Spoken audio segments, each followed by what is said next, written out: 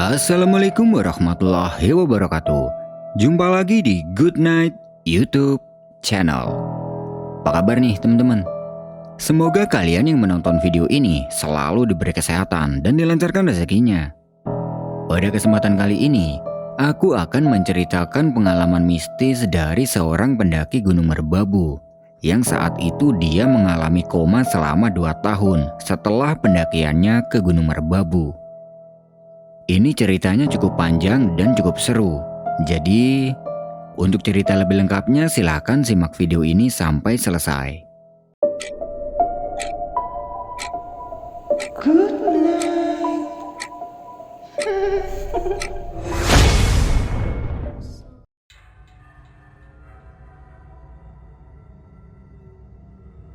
Awal cerita, waktu itu Abi diajak sama temannya pergi mendaki ke Gunung Merbabu. Karena beberapa bulan yang lalu, Abi sudah menyanggupi temannya itu untuk mengantarkan pergi mendaki ke Gunung Merbabu. Sebut saja temannya Abi itu adalah Budi. Kenapa Budi mengajak Abi? Karena dulu Abi sudah pernah mengajak Budi untuk mendaki ke gunung tersebut. Tapi waktu itu Budi tidak bisa karena dia sedang ada pekerjaan yang memang tidak bisa ditinggalkan. Dan waktu itu dia pernah bilang kalau nanti dia ada waktu senggang, dia mau minta pada Abi untuk mengantarkannya ke Gunung Merbabu. Dan Abi juga berjanji akan mengantarkan kapanpun Budi bisa. Nah, berhubung waktu itu Budi ada waktu senggang, makanya dia mengajak Abi untuk mengantarkan ke Gunung Merbabu. Tanpa keberatan, Abi bersedia mengantarkan. Di sisi lain, Abi juga sudah cukup lama tidak mendaki. Setelah cukup lama membahas rencana ini, mereka memutuskan untuk berangkat nanti hari Selasa, 3 hari ke depan. Budi bilang dia akan mengajak satu temannya dan dia juga meminta pada Abi agar mengajak teman juga, dengan tujuan agar nanti Abi tidak berkendara sendiri. Untuk urusan logistik dan biaya lainnya akan ditanggung oleh Budi. Budi juga meminta pada Abi untuk mempersiapkan peralatan untuknya dan Alif. Alif adalah teman yang akan diajak Budi. Abi menghubungi satu temannya yang sebut saja dia adalah Said. Dan tanpa keberatan Said juga mau ikut. Akhirnya deal. Budi mengajak satu temannya yang bernama Alif, sedangkan Abi bersama Said. Keesokan harinya, Abi mempersiapkan semua alat-alat pendakiannya bersama Said.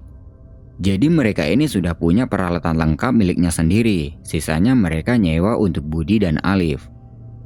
Singkat cerita, tibalah hari Selasa. Pagi itu mereka berkumpul di rumahnya Budi untuk menata perlengkapan yang akan dibawa. Setelah semua peralatan sudah terbagi, mereka lekas berangkat dari tempat tinggalnya yang ada di daerah Wonosobo, kurang lebih sekitar pukul 9 pagi dengan mengendarai motor. Abi berboncengan dengan Said, sedangkan Budi berboncengan dengan Alif. Sesampainya di daerah Magelang, mereka berhenti di sebuah toko untuk membeli logistik yang dibutuhkan. Setelah itu mereka lanjut berkendara lagi menuju ke base camp Gunung Merbabu via Swanting. Kenapa mereka memilih jalur via Swanting? Padahal kan banyak tuh jalur pendakian Gunung Merbabu. Karena Abi taunya hanya jalur ini. Beberapa bulan yang lalu Abi mendakinya juga via jalur ini.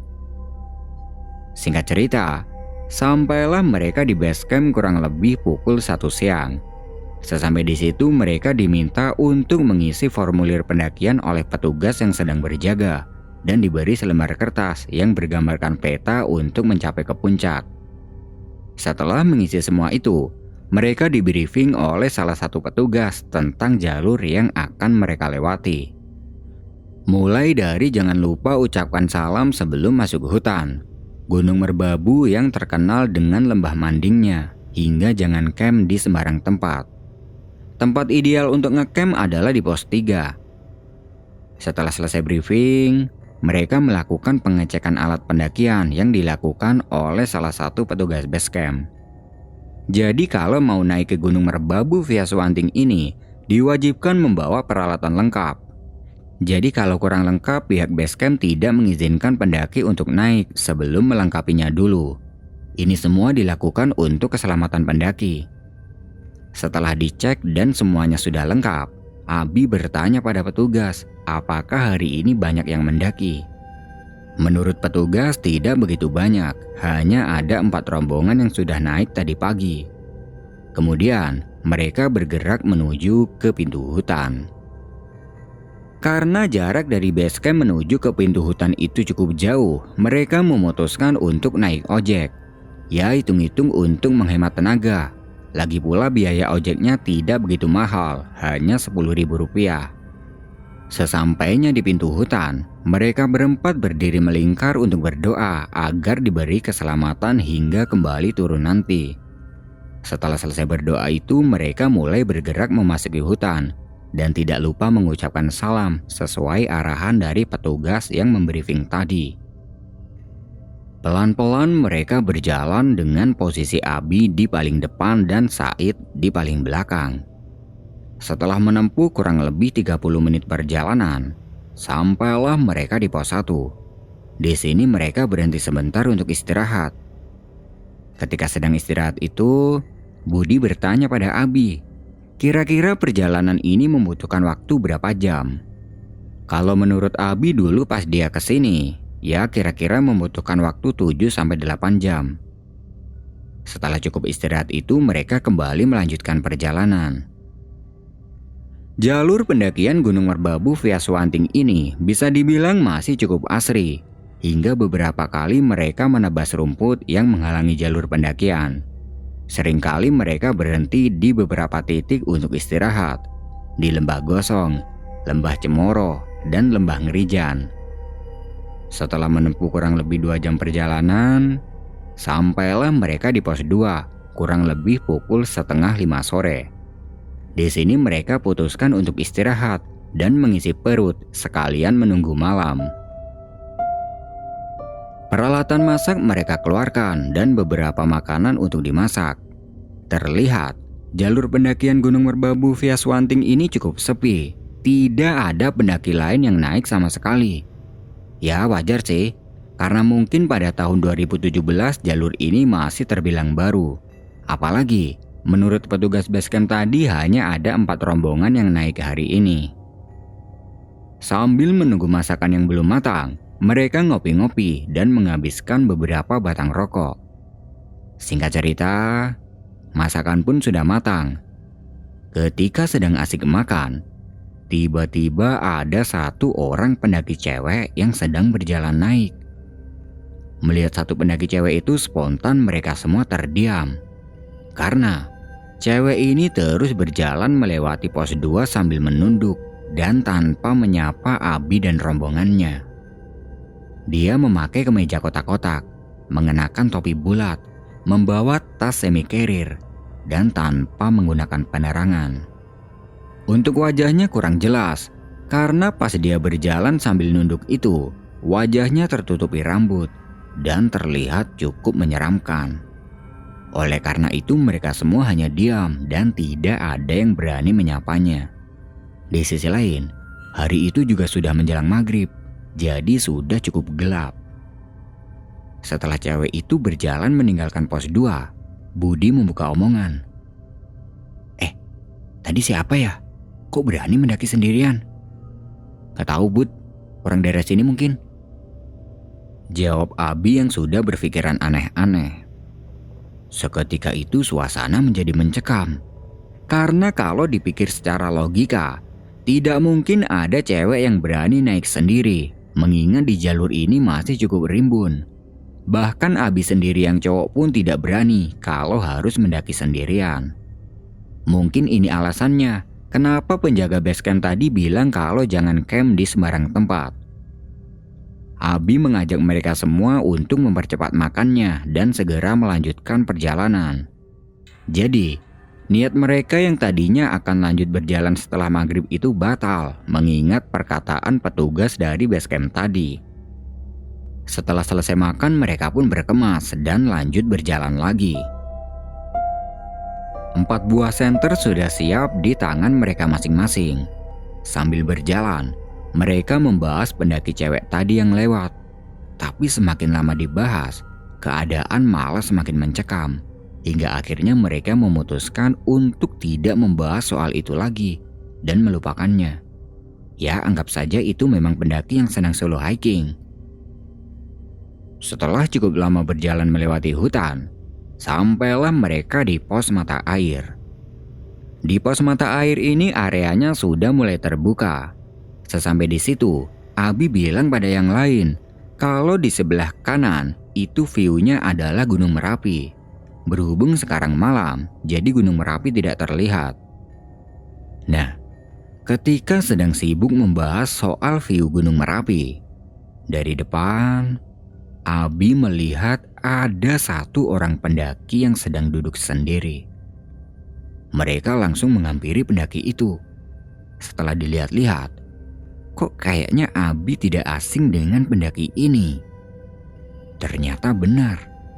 Itu adalah pendaki cewek yang tadi lewat di pos 2. Karena terlihat dari baju dan topi bulat yang dipakainya. Melihat kalau dia adalah pendaki cewek yang tadi, mereka sempat takut. Karena dari tadi mereka sudah mengira kalau cewek ini mungkin bukan manusia. Mereka mikirnya seperti tadi. Gak mungkin banget seorang pendaki cewek berani mendaki sendirian, apalagi ini malam dan tanpa menggunakan penerangan. Kemudian, Abi memberanikan diri untuk menyapa satu pendaki cewek itu. "Loh, Mbak yang tadi lewat di pos 2 kan ya?" Cewek itu hanya mengangguk dengan posisi seperti orang yang sedang menahan dingin. Lalu, Abi lanjut bertanya, "Mendaki sendiri ya, Mbak?" Cewek itu kemudian menjawab, "Enggak, Mas. Saya sama kakak sepupu dan 2 teman lain." "Terus, mereka di mana? Kok Mbaknya ditinggal sendiri?" "Lagi camp di atas, Mas." Mendengar jawaban dari cewek itu, mereka merasa lega. Karena setidaknya cewek ini bukan setan atau apa seperti yang mereka pikirkan. Lalu Abi menawari cewek itu untuk bergabung dengan grupnya. Tapi, cewek itu tidak menerima ataupun menolak tawaran Abi. Tubuhnya menggigil kedinginan. Wajah dan bibirnya terlihat sangat pucat. Melihat keadaan cewek itu yang sedang kedinginan, mereka semua bingung. Takutnya cewek ini terkena hipotermia atau bagaimana. Lalu Budi berinisiatif untuk memberi pertolongan pada pendaki cewek ini. Budi meminta pada yang lain untuk mendirikan tenda yang dibawanya dengan tujuan agar cewek ini bisa lebih hangat. Dengan cekatan, Abi langsung mengeluarkan tenda yang ada di tasnya untuk didirikan. Setelah itu, mereka menggandeng cewek itu untuk masuk ke dalam tenda. Ketika menggandeng cewek itu masuk ke dalam tenda, tubuh si cewek ini terasa sangat dingin. Sepertinya dia sudah tidak kuat lagi melanjutkan perjalanan. Di dalam tenda mereka menyelimuti cewek itu dengan sleeping bag. Setelah itu mereka berinisiatif untuk membuatkan minuman hangat. Badan cewek itu terus menggigil kedinginan, walaupun sudah diselimuti di dalam tenda. Di sisi lain, mereka juga tidak bisa berbuat banyak karena mereka ini bisa dibilang awam sama yang namanya kesehatan. Minuman hangat sudah jadi, lalu Abi mengantarkan minuman itu ke dalam tenda dan meminta cewek itu untuk meminumnya agar badannya bisa lebih hangat. Tapi jangankan diminum, dipegang aja enggak. Cewek itu terus menggigil kedinginan dan wajahnya semakin pucat. Di sini mereka benar-benar bingung. Lalu, Budi mempunyai inisiatif. Dia mengajak Abi untuk berjalan ke atas. Siapa tahu rombongan cewek ini sedang menunggunya di atas. Budi dan Abi kemudian berjalan naik dan meminta Said dan Alif untuk menjaga cewek ini sampai mereka kembali. Mereka berdua berjalan sedikit cepat sambil ngedumel. Kakak macam apa ini? Tega ninggalin adiknya jalan sendirian. Terus berjalan. Tidak terasa mereka sampai di pos 3. Di situ, Terlihat ada satu rombongan yang sedang ngecamp. Mereka pun langsung menghampiri rombongan itu, karena mungkin itu adalah rombongan dari pendaki cewek tadi. Setelah dihampiri, Abi bertanya pada salah satu orang dari rombongan itu. "Mas, ada yang ngajakin adiknya nggak?" tanya Abi dengan panik. Rombongan itu terlihat bingung karena tidak mengerti apa yang dimaksud Abi. Lalu Budi memberitahukannya secara detail. "Gini mas, tadi di bawah ada cewek yang katanya sedang mendaki sama kakak sepupunya. Dia sekarang sedang sakit di pos mata air." Rombongan yang ada di situ menjawab kalau mereka tidak mengenal cewek yang dimaksud Budi itu. Mereka hanya mendaki 4 orang, itu pun cowok semua. Lalu salah satu dari rombongan itu bilang, "Mungkin rombongannya ada di atas mas, lagi camp di Sabana." Mengingat jarak dari pos 3 ke Sabana ini cukup menguras tenaga, Abi mengajak Budi untuk kembali turun saja ke pos mata air. Di sisi lain, Sabananya itu cukup luas dan ada 3 sabana, Sabana 1, Sabana 2, dan Sabana 3. Belum lagi kondisi mereka waktu itu juga sudah kecapean karena perjalanan dari pos mata air ke pos 3 ini cukup menguras tenaga. Akhirnya oke lah, mereka memutuskan untuk kembali turun ke pos mata air saja dan tidak lupa berpamitan dengan rombongan yang sedang camp itu. Sesampainya kembali di pos mata air, mereka bertanya keadaan cewek itu pada Alif dan Said. "Gimana keadaannya? Masih menggigil?" tanya Abi. "Udah mendingan, dia udah tidur," jawab Said. Abi kemudian melihat ke dalam tenda, dan ternyata benar, pendaki cewek itu sudah tidur pulas dan badannya tidak menggigil seperti sebelumnya. Malam itu mereka memutuskan untuk bermalam di pos mata air saja. Matras mereka beberkan di depan tenda untuk alas tidur. Jadi, malam itu mereka tidur tanpa tenda dan mengikhlaskan tendanya dipakai pendaki cewek itu.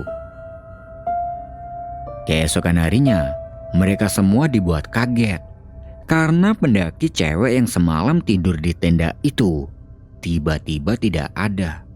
Hanya tersisa sleeping bag yang semalam dipakainya. Entah dia sudah lanjut jalan atau bagaimana. Mereka saling bertanya satu sama lain, tapi tidak ada yang tahu. Di sini mereka merasakan ada yang aneh dengan pendaki cewek itu. Karena logikanya, kalaupun cewek itu lanjut jalan ke atas, harusnya dia pamitan sama mereka yang waktu itu masih tidur di depan tenda. Entah itu mengucapkan terima kasih atau bagaimana. Karena memang cewek itu sudah tidak ada, akhirnya ya sudah. Mereka menganggap mungkin memang si cewek tadi sudah jalan ke atas dan sengaja tidak pamit. Di sisi lain, waktu itu mereka juga sedang tidur lelap. Mereka memutuskan untuk tidak membahas soal itu lagi. Dan pagi itu, mereka membuat sarapan. Setelah itu mereka mengemasi tenda dan lanjut berjalan ke puncak. Di perjalanan menuju ke puncak, sesekali mereka membahas kejanggalan soal cewek itu. Karena sebelumnya mereka sudah menganggap kalau mungkin cewek itu bukan manusia. Singkat cerita, sampailah mereka di pos 3. Di situ terlihat ada satu tenda dari rombongan yang ditemui Abi dan Budi semalam, yang mungkin penghuninya sudah samit ke puncak, karena waktu itu tendanya terlihat sedang kosong. Tanpa berhenti di pos 3, mereka lanjut berjalan menuju ke puncak. Sesampainya di puncak Swanting, terlihat ada beberapa tenda yang sudah berdiri, tapi tidak ada penghuninya. Mungkin penghuninya sudah berada di puncak. Di puncak Swanting itu mereka berhenti sebentar untuk menikmati keindahan alam Gunung Merbabu yang luar biasa keren. Rumput-rumput hijau yang terbentang luas memaksa mereka untuk mengambil beberapa gambar. Setelah puas di puncak Swanting, perjalanan kembali dilanjutkan. Dan singkat cerita, sampailah mereka di puncak triangulasi Gunung Merbabu. Di puncak itu terlihat cukup banyak pendaki lain, dan mereka merasa sangat senang karena bisa melihat pemandangan lautan di atas awan. Mereka berfoto-foto sepuasnya. Setelah itu mereka duduk di sebelah tugu puncak sambil membuat kopi. Ketika sedang membuat kopi, mereka dihampiri oleh rombongan yang ditemui Abi dan Budi di pos 3 semalam. Mereka bertanya tentang keadaan cewek yang sedang sakit itu. Apa dia sudah bertemu dengan rombongannya? Mereka yang tadinya sudah melupakan tentang cewek tadi, sekarang jadi ingat. Budi berinisiatif untuk mencari cewek yang semalam itu di puncak. Tapi cewek itu tidak terlihat ada di puncak. Lalu Budi berinisiatif untuk bertanya pada satu persatu rombongan pendaki yang ada di puncak. Apakah ada salah satu dari mereka yang semalam mengajak seorang cewek? Lalu ada salah satu rombongan yang merespon. Dia bertanya tentang ciri-ciri cewek yang dimaksud Budi itu. Budi pun menjelaskan secara detail tentang ciri-ciri dari cewek itu. Dia memakai kemeja kotak-kotak dan memakai topi bulat. Mendengar penjelasan dari Budi, salah satu orang dari rombongan itu terlihat kaget. Lalu dia bertanya, Mas ketemu cewek itu di mana?" Tanya salah satu pendaki itu.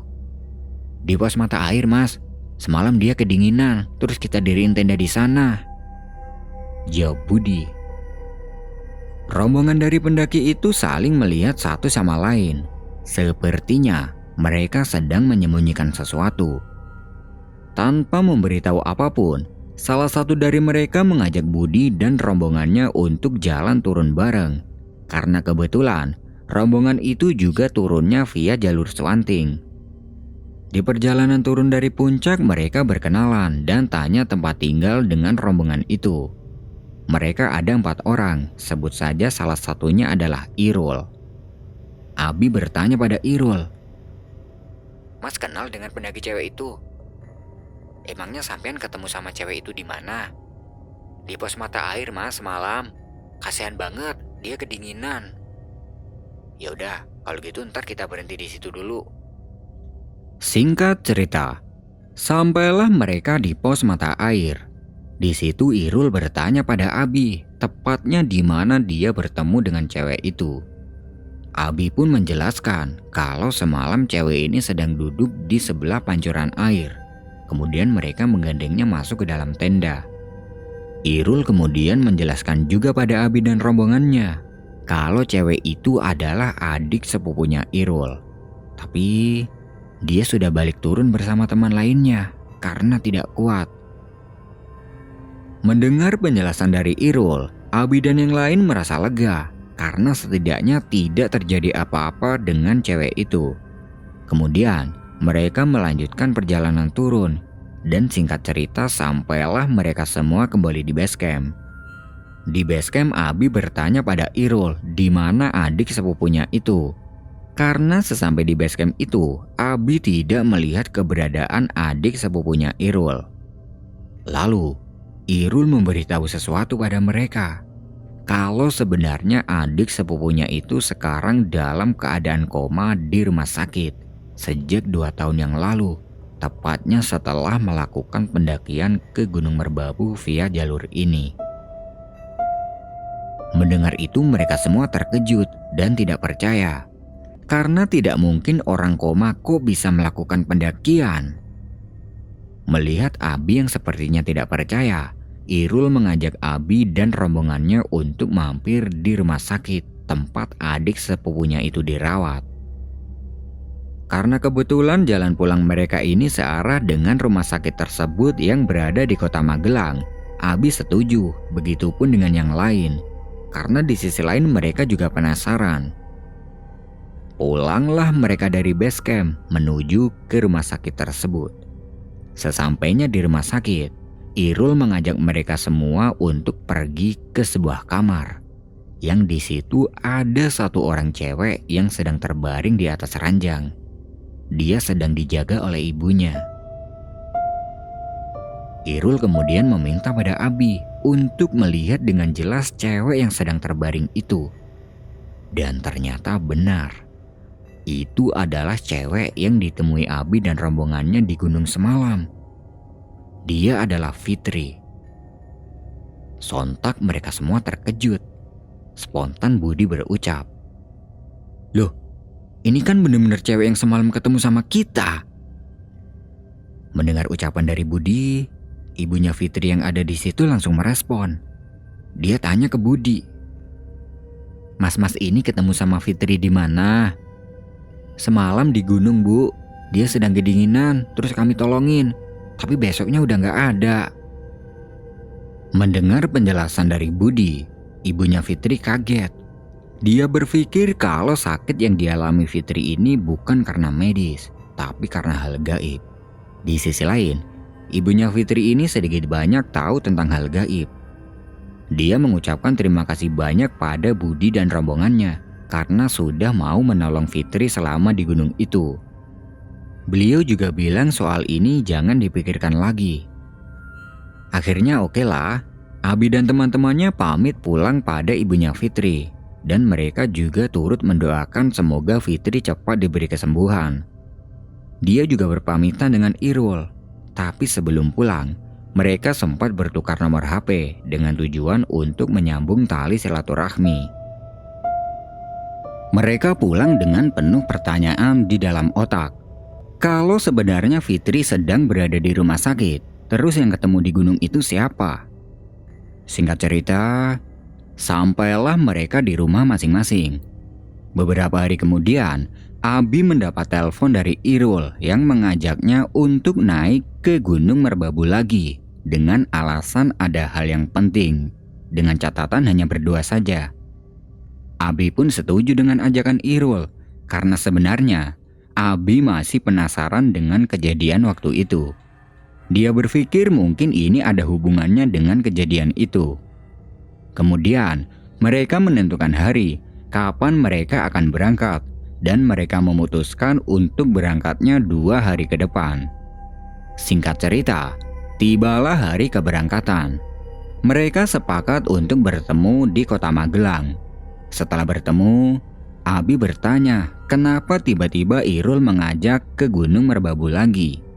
Di sini Irul menjelaskan, "Jadi gini Bi, setelah kejadian di gunung itu, ibunya Fitri pergi ke orang pintar untuk menanyakan perihal anaknya. Dan menurut orang pintar itu, jiwanya Fitri ini sedang terperangkap di Gunung Merbabu dan tidak bisa pulang. Aku diminta ibunya Fitri untuk membebaskannya. Alasan aku ngajak kamu, soalnya kamu yang tahu tempat terakhir kamu melihat Fitri." "Waduh, gimana caranya? Aku gak tahu apa-apa soal itu." "Udah ikut aja, cuma nemenin aku kok." Karena merasa empati dengan keadaan Fitri, Abi pun mau.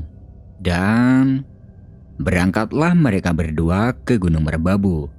Tapi pendakian mereka kali ini bisa dibilang bukan pendakian gunung biasa, melainkan pendakian spiritual dengan misi membebaskan jiwa Fitri yang terperangkap di Gunung Merbabu.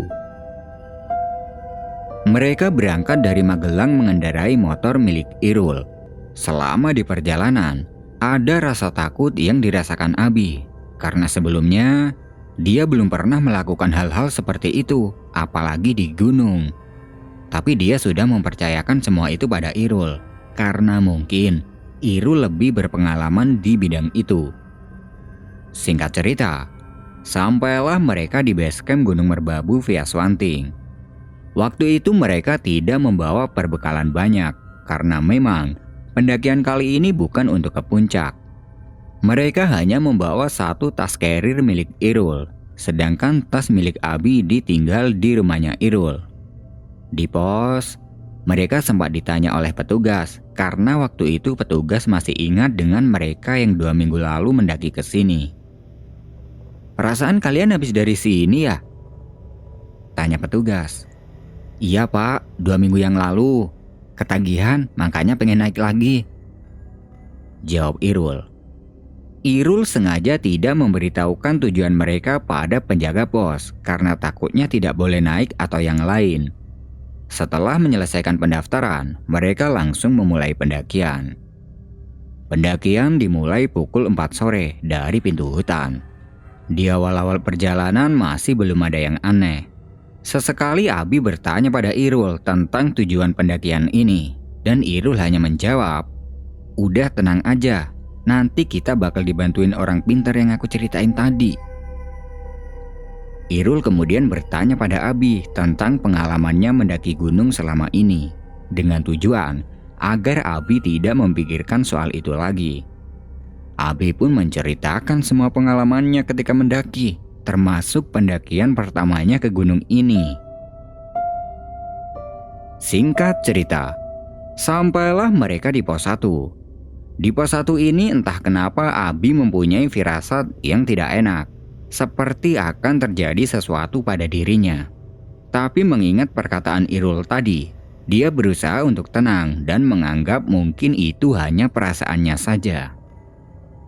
Di pos 1 mereka tidak lama, hanya sekedar minum untuk membasahi tenggorokan, kemudian lanjut berjalan menuju ke pos 2.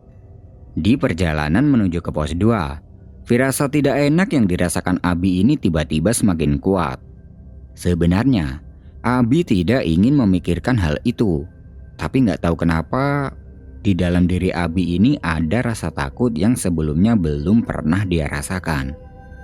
Sambil berjalan, Abi sangat gugup. Otaknya terus memaksa untuk memikirkan hal-hal yang negatif. Di tengah-tengah kegugupannya itu tiba-tiba Irul bertanya, "Bi, kamu kenal sama yang namanya Tika nggak? Dia juga anak Wonosobo katanya." "Enggak tuh, emangnya Wonosobo daerah mana?" "Kurang tahu sih, dulu aku pernah ketemu sama dia di Gunung Sindoro, dan dia bilangnya anak Wonosobo." "Waduh, kalau itu aku kurang tahu. Emangnya kenapa?" "Orangnya cantik loh, kirain kamu kenal." Pertanyaan itu sengaja dilontarkan pada Abi untuk mengalihkan pemikirannya. Sepertinya Irul tahu kalau Abi ini sedang gugup. Obrolan mereka kemudian mengarah ke cewek. Sesekali Irul bertanya, "Kamu udah punya pacar apa belum? Kapan rencana nikah?" dan lain-lain. Abi pun bilang kalau dia belum punya pacar dan belum ada rencana untuk menikah. Orang kerja aja dia masih serabutan. Karena cukup asik mengobrol, tidak terasa sampailah mereka di pos 2 tepat masuk waktu maghrib. Di pos 2, Irul mengajak Abi untuk istirahat. Intinya dia mengajak Abi untuk santai-santai dulu. Peralatan masak dikeluarkan untuk membuat mie instan dan kopi. Kemudian, mereka menikmatinya sambil berbincang-bincang. Hingga pada akhirnya Abi bertanya pada Irul di mana mereka akan bermalam. Menurut Irul, malam ini mereka akan ngecamp di pos mata air, karena disitulah Abi pernah bertemu dengan Fitri. Abi hanya menurut, meskipun sebenarnya dia masih menyimpan rasa tidak enaknya itu. Setelah cukup puas istirahat, Irul mengajak Abi untuk lanjut perjalanan menuju ke pos mata air, tempat di mana Abi pernah bertemu dengan Fitri. Setelah berkemas, perjalanan pun kembali dilanjutkan tepat pukul 7 malam. Di perjalanan menuju pos mata air ini, seringkali Abi merasakan ada yang aneh di sekitarnya. Ketika sedang berjalan, di antara semak-semak yang cukup rimbun, sayup-sayup dia mendengar ada suara banyak orang yang sedang beraktivitas. Seakan-akan dia ini sedang berjalan di tengah-tengah keramaian, tapi tidak nampak satu orang pun. Merasa kalau ini aneh, Abi bertanya pada Irul, "Rul, kamu dengar kayak ada suara orang nggak?" "Enggak, mana ada orang di hutan kayak gini? Atau mungkin suara orang yang sedang ngecamp?" jawab Irul.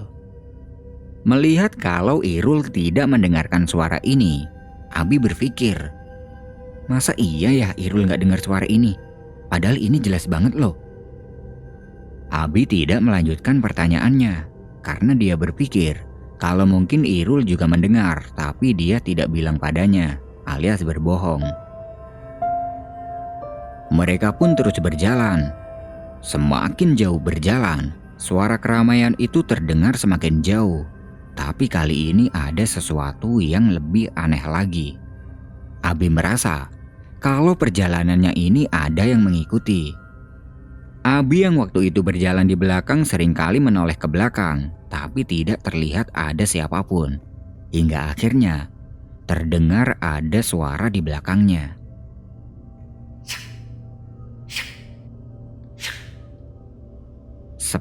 seperti suara langkah kaki yang berjalan di semak-semak.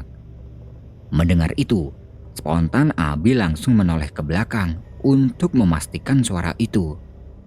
Dan sekilas terlihat ada sekelebatan bayangan putih yang melintas di antara semak-semak.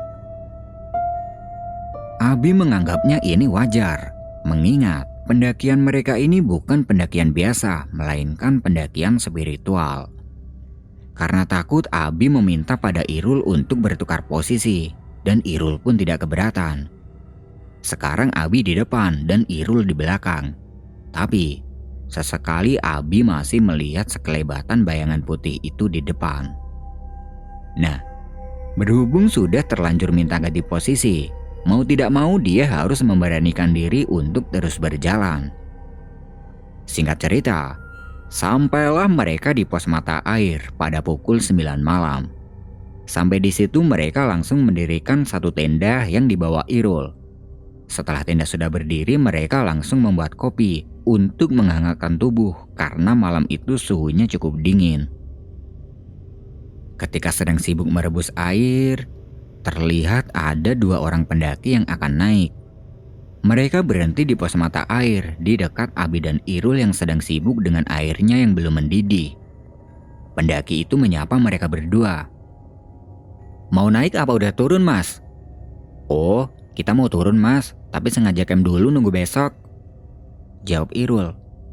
"Di atas rame nggak di pos 3? Tanya pendaki itu. Nah, di sini Irul bingung karena sebenarnya tujuan mereka hanya ngecamp di sini. Dia sengaja berbohong agar pendaki ini tidak tahu dengan tujuannya. Lalu Abi menyahut, "Lumayan, Mas, sampean mau camp di sana? Rencananya sih gitu." "Oh, ya mending di sana aja, lebih ideal tempatnya." Irul berharap mereka pendaki ini tidak ngecamp di sini karena itu akan menggagalkan niat mereka. Akhirnya, mereka pendaki itu memutuskan untuk lanjut berjalan dan camp di pos 3. Kopi pun sudah siap diminum. Sambil minum kopi, Abi bertanya, "Rul, kita harus ngapain sekarang?" "Sabar, nunggu nanti agak maleman," jawab Irul. Abi yang tidak tahu apa-apa, dia hanya menurut. Di situ mereka santai-santai sambil menikmati kopi dan rokok. Kemudian, Irul meminta Abi agar menceritakan kejadian saat bertemu dengan Fitri di sini. Abi bercerita banyak, mulai dari dia melihat Fitri yang berjalan di pos 2, hingga melihat Fitri yang sedang duduk seperti menahan dingin, hingga akhirnya dia menolongnya. Setelah cukup lama ngobrolin tentang Fitri, tidak terasa waktu sudah menunjukkan pukul 10 malam. Irul mengajak Abi untuk mencari kayu untuk digunakan sebagai api unggun. Mereka pun pergi mencari kayu. Setelah itu Irul meminta pada Abi untuk menyalakan kayu itu. Ketika sedang sibuk menyalakan api, terlihat Irul seperti melempar sesuatu ke dalam api tersebut, dan Abi tidak tahu itu apa. Setelah api sudah menyala, mereka melanjutkan minum kopi sambil ngobrol-ngobrol di dekat api. Tidak lama setelah itu, tiba-tiba Abi mencium aroma yang sangat aneh dari api tersebut. Aromanya ini seperti kemenyan. "Rul, kamu nyium bau kemenyan gak?" tanya Abi. "Iya, tadi aku masukin kemenyan ke dalam api, soalnya itu syarat dari orang pinter," jawab Irul. Tidak lama kemudian, angin berhembus cukup kencang. Bersamaan dengan itu, tiba-tiba Abi merasakan merinding yang luar biasa. Pundaknya terasa panas dan semakin berat, hingga membuat posisi duduknya ini membungkuk karena tidak kuat menahan berat di pundaknya. Tidak lama kemudian, terasa seperti ada yang menarik tubuhnya dari belakang dengan sangat kencang, hingga membuat Abi tidak sadarkan diri. Sadar-sadar, dia sedang berada di sebuah ruangan yang sangat kumuh. Temboknya penuh dengan lumut, dan dia sedang berada di dalam jeruji. Jadi posisinya Abi ini sedang dikurung di dalam jeruji tersebut. Spontan Abi kaget Dia langsung duduk dan mengamati keadaan sekitar. Terlihat tempat ini seperti di dalam goa. Ketika sedang sibuk mengamati keadaan sekitar, dari kejauhan terlihat ada jeruji lain yang di dalamnya juga terdapat orang yang sedang dikurung. Dia kemudian berdiri dari duduknya untuk melihat lebih jelas lagi orang yang dikurung itu. Dia cewek, sedang termenung, memakai baju kotak-kotak dan mengenakan topi bulat. Yang tidak lain dia adalah Fitri. Spontan dia langsung teriak memanggil Fitri dan Fitri meresponnya. Nah, di sini Abi bingung kenapa dia bisa berada di tempat ini. Kemudian dia berjalan mendekati jeruji dan memegangnya. Jeruji ini terbuat dari besi. Lantas bagaimana caranya Abi bisa keluar dari tempat ini? Dia coba merenggangkan besi jeruji itu dan ternyata besi itu tidak sekeras yang dia pikirkan. Dengan mudah Abi bisa merenggangkan jeruji itu dan dia pun bisa keluar. Setelah keluar, dia menghampiri jeruji yang mengurung Fitri. Kemudian mereka berkomunikasi. "Kamu Fitri bukan?" "Benar. Kamu kok tahu?" "Aku juga nggak tahu. Tadi aku sama kakakmu yang katanya mau bebasin kamu, tapi tiba-tiba ada di sini. Kalau gitu bantu aku keluar dari sini, Mas." Abi coba melihat jeruji yang mengurung Fitri. Terlihat jerujinya ini sama dengan jeruji yang mengurungnya tadi. Kemudian Abi berinisiatif untuk merenggangkan jeruji itu. Dan ternyata itu tidak keras, sama seperti tadi. Setelah direnggangkan, Fitri langsung keluar. Kemudian mereka berdua jalan mengelilingi tempat itu. Hingga akhirnya mereka melihat ada sebuah cahaya yang mungkin itu adalah pintu keluar dari tempat ini. Mereka berjalan dengan pelan mendekati cahaya tersebut sambil mengamati keadaan sekitar. Suasananya sangat sepi, tidak ada tanda-tanda kehidupan. Setelah dekat dengan cahaya itu, ternyata benar, itu adalah sebuah pintu keluar dari tempat ini. Mereka pun segera berjalan keluar. Dan sesampainya di luar, ternyata ada banyak sosok yang sangat menyeramkan, seperti sedang menghalangi perjalanan mereka. Sosoknya itu ada yang tinggi besar, ada yang rambutnya panjang, matanya lebar, tangannya panjang sampai ke tanah, dan macam-macam. Melihat semua itu Abi takut, apalagi Fitri. Dia menyembunyikan pandangannya di punggungnya Abi. Semua sosok itu menatap tajam ke arah mereka berdua. Seakan-akan mereka ini menyimpan amarah. Tidak lama kemudian, sebagian dari sosok itu berjalan mendekati Abi dan Fitri hingga membuat mereka berdua takut. Mereka berniat untuk lari dan masuk ke dalam goa. Tapi ketika mereka membalikkan badan, mereka dihadang oleh sosok yang berpakaian kerajaan, bermahkotakan emas, berbadan tinggi besar, dan membawa senjata berupa pedang. Mereka pun bingung, harus lari kemana lagi. Di sela-sela kebingungan, sosok yang berpakaian kerajaan itu berucap pada Abi. "Kowe ora usah wedi le. Kae delon." "Kamu tidak usah takut, Nak.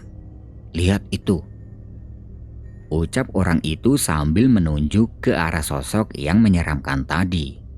Kemudian, pria yang berpakaian kerajaan itu maju beberapa langkah hingga posisinya sejajar dengan Abi dan Fitri. Sosok yang menyeramkan itu semakin mendekat.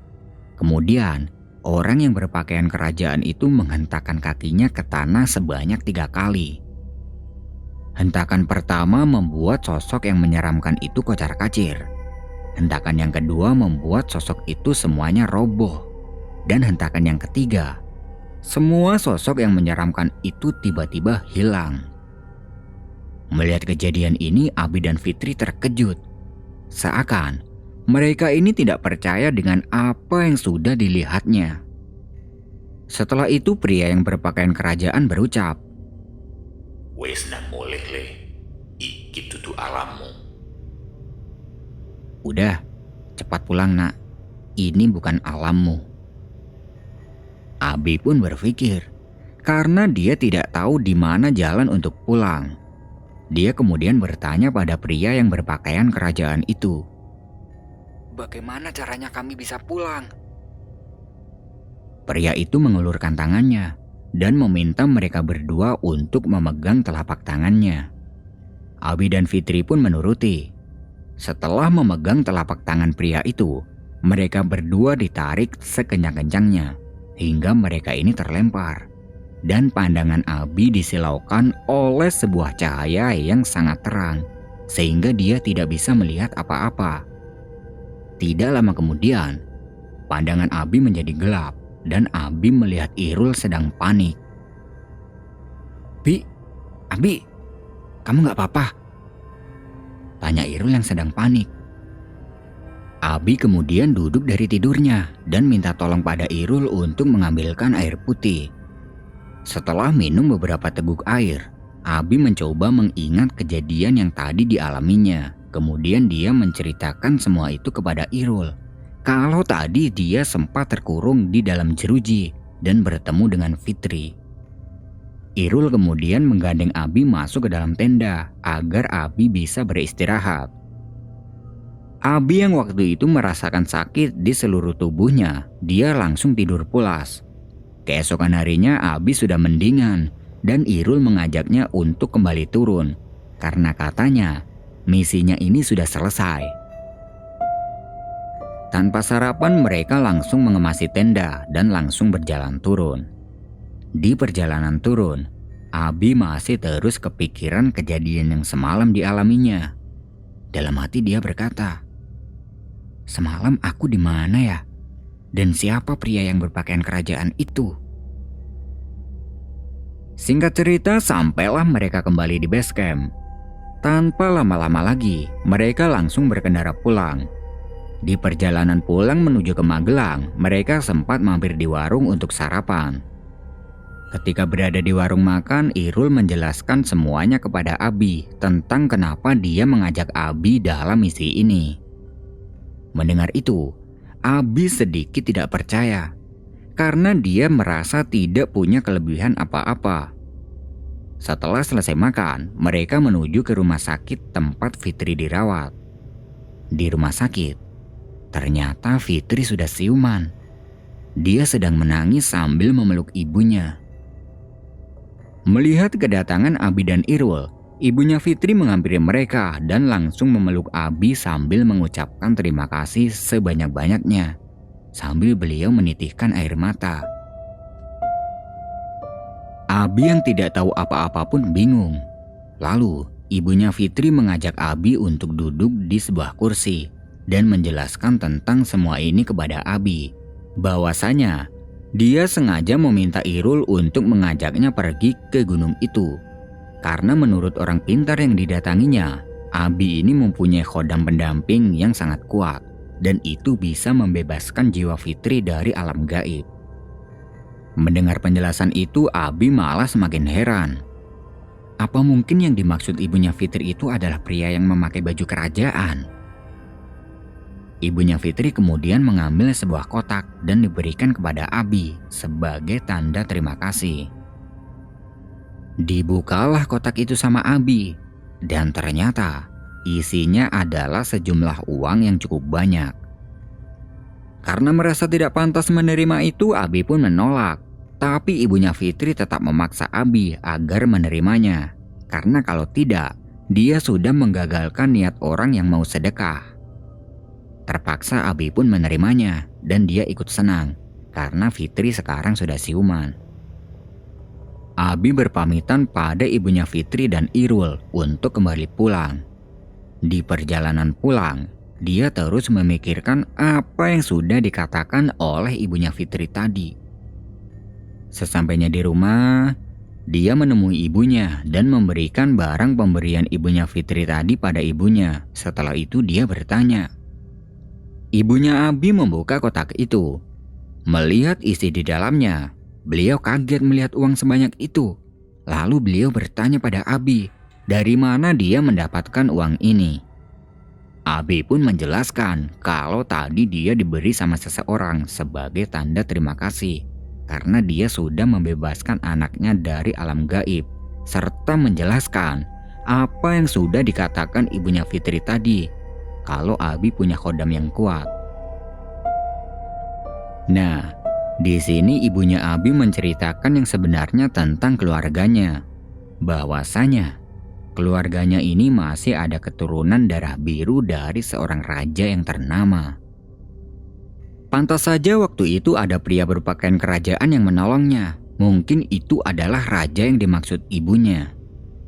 Setelah mendengar penjelasan dari ibunya, Abi pun langsung mandi. Setelah itu dia istirahat. Beberapa minggu kemudian, dia dihubungi oleh Irul untuk mengajaknya nongkrong di sebuah tempat di dekat tempat tinggalnya.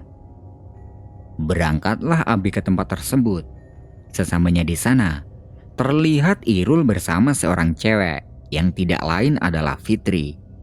Terlihat Fitri sudah kembali sehat dan terlihat cukup cantik, berbeda dengan Fitri yang waktu itu masih berada di rumah sakit. Di situ mereka ngobrol banyak dan Fitri juga mengucapkan terima kasih banyak kepada Abi karena sudah menolongnya hingga dia bisa jadi seperti sekarang. Tali silaturahmi kemudian terjalin antara Abi dan Fitri sehingga membuat mereka berdua ini semakin dekat. Mereka lebih sering chattingan, sering keluar bareng, hingga akhirnya. Nah, akhir dari cerita Fitri belum cukup sampai di sini. Simak juga kisahnya dari sudut pandang Fitri yang akan diupdate di video setelah ini. Terima kasih buat teman-teman yang sudah nonton video ini sampai selesai. Aku pamit undur diri dulu ya, dan sampai ketemu di cerita versi Fitri.